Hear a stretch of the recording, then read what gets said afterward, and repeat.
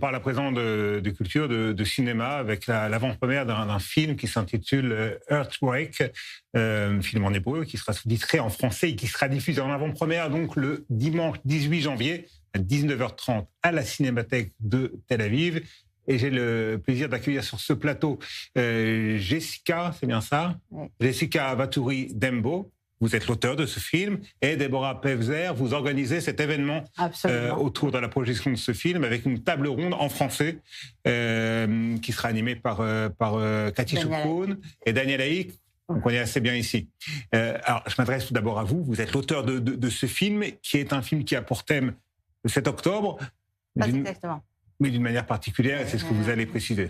En réalité, ça commence le 7 octobre et ça se termine le 7 octobre 2024.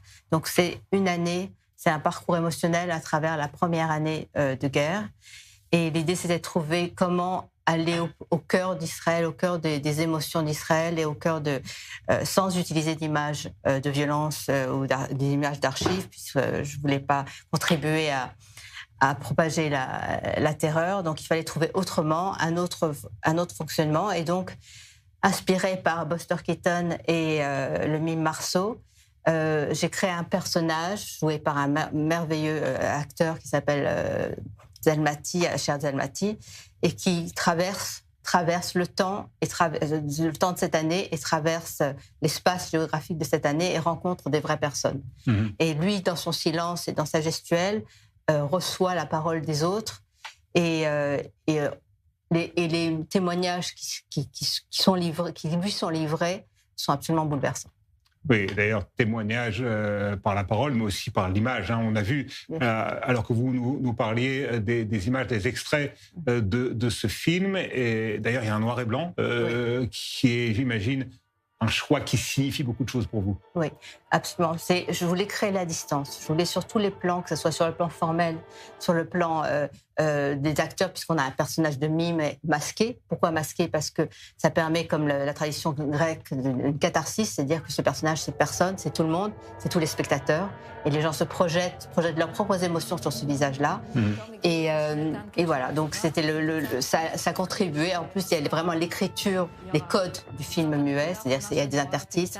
Et on traverse cette première année, et je pense que on comprend la profondeur des traumatismes, mais en même temps la dignité des personnes directement atteintes. Et que vous avez interrogé. Déborah Pevzer, pourquoi avoir fait ce choix d'organiser une soirée véritablement autour de ce film destiné au public francophone? Vous pensez que le public francophone en Israël va peut-être l'accueillir d'une manière avec une sensibilité à part? Je voudrais que le public francophone de Tel Aviv, comme celui d'ailleurs, soit le porte-parole, le porte-flambeau du film de Jessica. C'est ce que je fais. Je suis tombée amoureuse du film de Jessica parce que c'est un film. On n'est pas spectateur de ce film, on est acteur de ce film. Il raconte exactement ce que nous avons subi pendant la guerre, les premiers jours et les jours suivants. Et chaque fois qu'on regarde quelque chose de nouveau, on se dit « mais je l'ai vécu, ça je l'ai vécu ». Dans le film de Jessica, c'est notre histoire. Et on se dit « notre histoire, on va la porter, nous allons le faire sortir d'Israël et en parler à l'étranger parce que les gens doivent comprendre ce qu'on a subi ces premiers jours, doivent comprendre notre surprise et l'injustice de ne pas essayer de savoir le pourquoi du comment.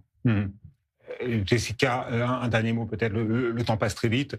Bien évidemment, ce film n'est pas uniquement destiné aux francophones d'Israël. Absolument. Le film est vraiment destiné à sortir d'Israël. D'ailleurs, je m'excuse à chaque fois que je le montre aux Israéliens parce que je sais que c'est douloureux et que l'objectif, c'est de sortir. Mais j'ai besoin de l'appui et du soutien d'Israël pour pouvoir avoir une chance de sortir, ce qui est très difficile en ce moment en tant que film israélien.